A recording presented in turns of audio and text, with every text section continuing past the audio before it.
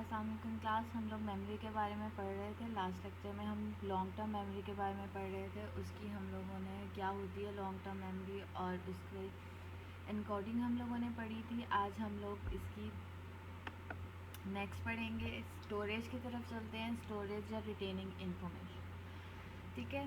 जैसे कि आप लोगों को पता है, जब हमने कहा था कि जो मेमोरी है वो उसको स्टोर करना भी ज़रूरी होता है। जो भी इंफॉर्मेशन आपकी तरफ आ रही होती है उसको बाद में रिकॉल करने के लिए पहले उसको आपको स्टोर करना पड़ता है, ठीक है। उस इंफॉर्मेशन को रिटेन करना पड़ता है। तो वो कहते हैं जो लॉन्ग टर्म मेमोरी में है, वो जो मेमोरी है वो एज ए नेटवर्क काम करती है, ठीक है।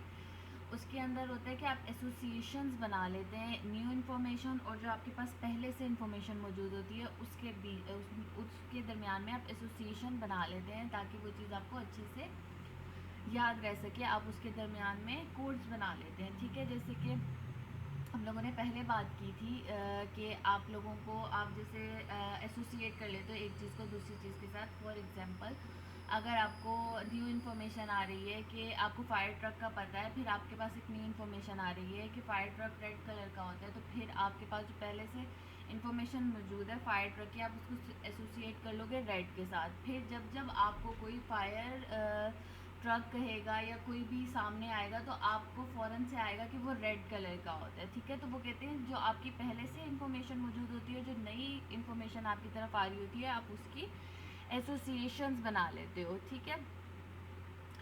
अच्छा, उसके बाद वो कहते हैं और जो आपका एक तो एसोसिएटिव नेटवर्क हो गया और फिर दूसरा होता है न्यूरल नेटवर्क। न्यूरल नेटवर्क में ये होता है कि आपका जो ब्रेन होता है वो आपके जब पूरी बॉडी में आपके न्यूरॉन्स होते हैं, ठीक है, वो एज ए यूनिट काम करते हैं, एज ए एक यूनिट की ईच न्यूरॉन इन्फॉर्मेशन को कंटेन करता है और उसकी इन्फॉर्मेशन वो ब्रेन तक लेके जाता है। उसके बाद उसको इनकोड करके जो ब्रेन होता है वो वापस इंफॉर्मेशन के कोई भी सिग्नल्स भेजता है, ठीक है। और उसको इस तरह से आपस में कनेक्ट किया जाता है, एसोसिएट किया जाता है न्यूरल नेटवर्क्स में, ठीक है। तो वो कहते हैं जो मेमोरी है लॉन्ग टर्म मेमोरी में वो एज ए नेटवर्क के थ्रू काम करती है। आप उसको एज ए नेटवर्क स्टोर करते हो, ठीक है। उसके बाद अगर हम बात करें types of long term memory, कितनी टाइप्स होती हैं, अगर हम अभी बात करें तो 4 टाइप्स कह सकते हैं। डेक्लेरेटिव, प्रोसीजरल, एक्सप्लिसिट और इम्प्लिसिट।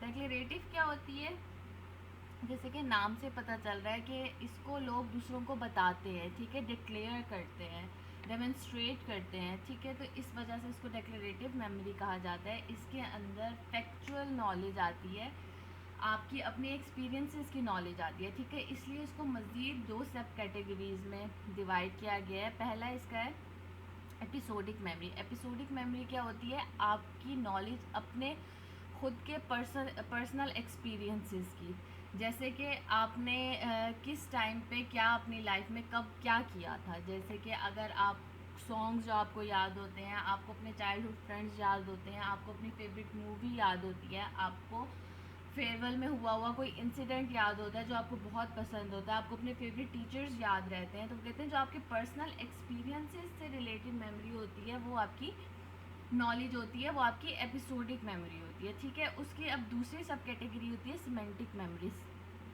सिमेंटिक मेमोरी क्या होती है, वो कहते हैं वो रिप्रेजेंट करती है जो जनरल फैक्ट्स होते हैं, फैक्ट्स बेस्ड जो नॉलेज होती है वो आपकी सिमेंटिक मेमोरी के अंदर आ जाती है। जैसे कि जो लैंग्वेज की हो गई, वर्ल्ड के बारे में हो गई, उसके बारे में जो जनरल फैक्चुअल नॉलेज होती है वो आपकी सिमेंटिक मेमोरी में आ जाती है। जैसे कि हम लोगों को पता है कि माउंट एवरेस्ट जो है वो दुनिया की सबसे बड़ा पहाड़ है, ठीक है, माउंटेन है, ठीक है। तो फिर दूसरी K2 हम कहते हैं दूसरे नंबर पे आती है। तो जो फैक्चुअल नॉलेज होती है, जो जनरल फैक्ट्स होते हैं, वो मिलके उसकी नॉलेज जो होती है, जो आपके कॉन्सेप्ट्स होते हैं, जो आपकी लैंग्वेज के थ्रू जो भी आपके वर्ल्ड के बारे में जो भी नॉलेज होती है वो आपकी सिमेंटिक मेमोरी में जाती है, ठीक है। उसके बाद उन्होंने ये कहा हुआ है कि क्योंकि ये जो आपकी नॉलेज होती है एपिसोडिक और सिमेंटिक, उनको इसलिए डेक्लेरेटिव कहा जाता है क्योंकि आप उसको डिक्लेयर करते हो, आप दूसरों को बताते हो जो हमें पता होता है, ठीक है। उसके बाद हम बात करें प्रोसीजरल मेमोरी की, इसको नॉन डेक्लरेटिव मेमोरी भी कहा जाता है, ठीक है। तो ये कहते हैं ये आपके स्किल्स और एक्शन पे डिपेंड करती हैं, ठीक है, आपके स्किल्स और एक्शन पे डिपेंड करती हैं। इसका पहला कंपोनेंट आप ये कह सकते हैं कि ये वो वाली स्किल्स कंसिस्ट करती हैं जिनके थ्रू आप कोई भी काम बाद में करते हो। जैसे कि टाइपिंग का काम है, आप लोग इसमें जो आपकी मोटर स्किल्स आएंगी, जो भी आपके हाथ किस तरह से मूव करने हैं, ये सारी की सारी किसमें, प्रोसीजरल मेमोरी में आएगी। आप बाइक चलाते हो, गाड़ी चलाते हो, खुद एक दफ़ा सीखते हो, उसके बाद खुद ब खुद जो आपके एक्शंस होते हैं, जो आपकी स्किल्स होती हैं, वो उनको जो आपने इस एक दफ़ा में सीख लिया होता है वो उसको रिफ्लेक्ट करती हैं खुद ब खुद। तो वो प्रोसीजरल मेमोरी होती है, ठीक है।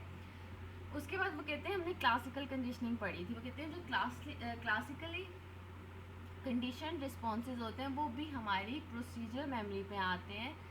क्योंकि आप ये कह सकते हो कि जब इधर एक एक्सपेरिमेंट लिखा हुआ है कि आप जब जब टोन बजती थी तो जो भी ये HM है उसकी आँख के पास एक हवा का पफ दिया जाता था, ठीक है, कि वो तेज़ी से ब्लिंक करना स्टार्ट कर देता था। तो उसने टोन को और उसको हवा को आपस में एसोसिएट कर लिया था। उसके बाद जैसे ही आवाज़ बजती थी वो तेज़ी से ब्लिंक करना स्टार्ट कर देता था। तो वो कहता है बेशक वो अनकॉन्शियसली ये काम कर रहा था, बट उसके ब्रेन ने इसको एज ए मेमोरी सेव कर लिया था कि जब जब टोन बजेगी उसने ब्लिंक करना है। इसी तरह जो हमने डॉग वाली एग्जांपल ली थी उसमें आप देखो तो जब जब बेल बजती थी डॉग अनकॉन्शियसली स्लाइवेट करना स्टार्ट कर देता था, क्योंकि उसके माइंड में ये मेमोरी थी कि आप जब जब बेल बजती है उसको खाना मिलता है, ठीक है। उसके बाद अगर हम एक्सप्लिसिट मेमोरी की बात करें तो वो होते हैं हमारे कॉन्शियस या इंटेंशनल मेमोरी रिट्रीवल जो होती है, ठीक है। आप कह लो कि जब आपको कोई लेसन कहा जाता है सुनाने के लिए, जो आपको याद करने के लिए कहा गया था, वो जब आपको सुनाने के लिए कहा जाता है तो आप इंटेंशनली या कॉन्शियसली उसको रिकॉल करते हो, उसको रिट्रीव करते हो, ठीक है। जैसे कि इसमें बताया हुआ है आई विटनेस होते हैं, उनको बुलाया जाता है किसी भी मुजरिम को पकड़ने के लिए। तो पुलिस ने लाइन में जितने मुजरिम को पकड़ा हुआ होता है वो उसको सामने लेके आते हैं और फिर उसको रिकॉल करने को कहते हैं कि आप इसमें से जो भी है पिक कर लो, आपको याद आता है, ठीक है। अच्छा, उसके बाद हम बात करते हैं इम्प्लिसिट मेमोरी की। इम्प्लिसिट मेमोरी बेसिकली वो होती है जो आपकी अनकॉन्शियस होती है, विदाउट कॉन्शियस अवेयरनेस होती है, ठीक है। आप कॉन्शियसली वो काम नहीं कर रहे होते। जैसे कि हम रोज़मर्रा ज़िंदगी में बाइसिकल चलाते हैं, ड्राइव करते हैं, ठीक है। अब आप एक वो कह रहे हैं बाइसिकल चलाते हुए या कार चलाते हुए क्लास की तरफ जा रहे हो, ठीक है, आपको पता है, रास्ते पता है आप, लेकिन आपके दिमाग में चल रहा है कि आज आपका क्विज़ है या आज आपका एग्ज़ाम है, आपने क्या क्या पढ़ लिया है, क्या क्या रहता है, आपने क्या क्या जाके क्लास में रिवाइज़ करना है, किससे क्या बात करनी है। लेकिन साथ के साथ आपकी जो वो होती है, आप साथ के साथ साइकिल को पेडल भी कर रहे होते हो, ठीक है। तो अनकॉन्शियसली आप वो वाली मेमोरी भी शो कर रहे होते हैं। बेशक आप कॉन्शियसली कुछ और सोच रहे हो, लेकिन अनकॉन्शियसली आप वो मोटर स्किल्स दिखा रहे होते हो। तो हम ये कह सकते हैं कि जो एक्सप्लिसिट मेमोरी होती है वो डेक्लरेटिव मेमोरी को लिंक करती है, और जो इम्प्लिसिट मेमोरी होती है वो प्रोसीजरल मेमोरी की तरफ लिंक करती है, ठीक है। अच्छा, उसके बाद हम बात करते हैं रिट्रीवल की। जब हमने बात की थी मेमोरी की थी, उसमें सबसे पहला स्टेप एनकोडिंग होता है, उसके बाद स्टोरेज होता है, उसके बाद रिट्रीवल होता है। रिट्रीवल क्या, जब एक चीज़ आपने इनकोड कर ली, उसको स्टोर कर लिया, उसके बाद क्या करते हो, आप उसको रिट्रीव करते हो, रिकॉल करते हो, उस इंफॉर्मेशन को एक्सेस करते हो जो कि आपने स्टोर कर ली थी, ठीक है।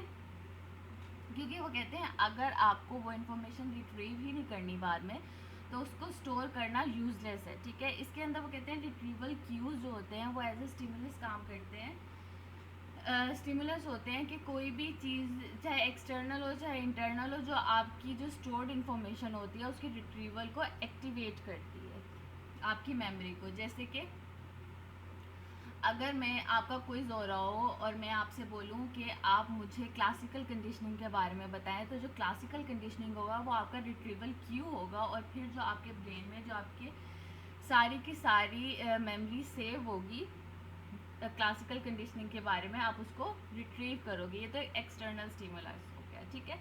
अब अगर हम बात करें, वो कहते हैं जब आपकी जो ईयर बुक पिक्चर या जो भी आप कह लो, प्रोस्पेक्टस में अक्सर टीचर्स की तस्वीरें होती हैं, अगर आप पुरानी कोई प्रोस्पेक्टस उठा के देखो तो वो कहते हैं आप जब उनमें कोई पिक्चर देखते हो तो वो फ़ौरन से as a internal retrieval cue काम करेगा और आपकी किसी भी क्लासमेट की या किसी भी टीचर की मेमोरीज जो है उनको ट्रिगर कर देगा, आप वो पुरानी बातें रिट्रीव कर सकोगे, ठीक है। तो वो कहते हैं जो रिट्रीवल क्यू होता है वो बहुत ज़्यादा इंपॉर्टेंट रोल प्ले करता है। जैसे कि इसमें मल्टीपल क्यूज़ आ जाते हैं कि आप जितने ज़्यादा क्यूज़ के थ्रू एक चीज़ को याद करते हो, बाद में आपको रिकॉल करने में उतनी आसानी होती है। और वो कहते हैं डिस्टिंक्टिव क्यूज़ जो होते हैं वो इंपॉर्टेंट रोल प्ले करते हैं कि जिस भी इंफॉर्मेशन को आप जितना मुनफरिद या डिस्टिंक्टिव उसको वो दोगे, कोड दोगे या क्यू दोगे, आपको बाद में रिकॉल करना उस चीज़ को उतना ही ईजी हो जाएगा, ठीक है। उसके बाद डिफरेंट चीज़ें आ जाती है, क्यूज़ की बात आ जाती है, इमोशनल स्टेट्स की बात आ जाती है और फिज़िकल स्टेट की बात आ जाती है। ये सारी बात आ जाती है जो आपके रिट्रीवल पे इफ़ेक्ट करती हैं, ठीक है। प्लेस आ जाती है कि अगर आपकी एक जगह आपके साथ हादसा हुआ हो तो बाद में आप उधर जाओगे तो वो हादसा देख के आप वो जगह देख के आपको वो वाले हादसे की मेमोरीज ट्रिगर हो जाएंगी, ठीक है। तो वो कहते हैं डिफरेंट क्यूज़ होते हैं, डिफरेंट चीज़ें होती हैं जो कि आपके रिट्रीवल को एक्सेस करते, आप रिट्रीव करते हो, जैसे अपनी इंफॉर्मेशन को एक्सेस करते हो। उसके बाद वो कहते हैं हम भूलते क्यों हैं। इसमें बहुत सारी बातें आती हैं। वो कहते हैं जो मेमोरी होती है, हम लॉन्ग टर्म मेमोरी की बात करते हैं ना, कि हम कहते हैं ये लाइफ टाइम तक जा सकती है, लेकिन फिर भी हम कुछ चीज़ें भूल जाते हैं क्योंकि हम उनको रिकॉल नहीं करते, उनको रिहर्स नहीं करते उसकी। तो वो कहते हैं हो सकता है जो हमारा बिना किसी बीमारी के जो नॉर्मल लोगों का मेमोरी लॉस होता है वो मे बी इस वजह से हो क्योंकि आपने उसको इनकोड सही से नहीं किया या उसको स्टोर सही से नहीं किया या आप उसको रिट्रीव सही से नहीं कर पा रहे, ठीक है। उसमें डिफ़िकल्टीज़ आ रही हैं।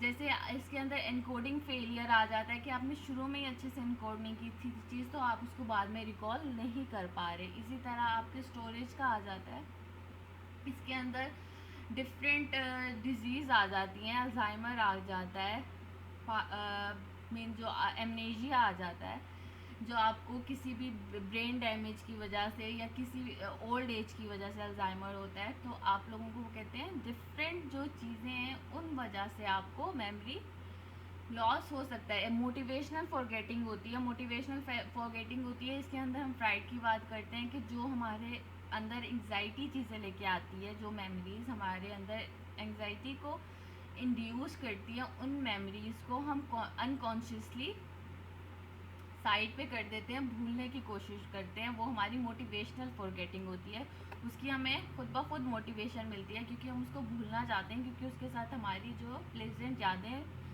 एसोसिएट नहीं है। तो वो कहते हैं डिफरेंट फैक्टर्स आ जाते हैं जो कि आप किसी भी चीज़ को क्यों फॉरगेट करते हो उसमें रोल प्ले करते हैं, ठीक है। आई होप आपको मेमोरी समझ आ गया होगा। अल्लाह हाफ़िज़।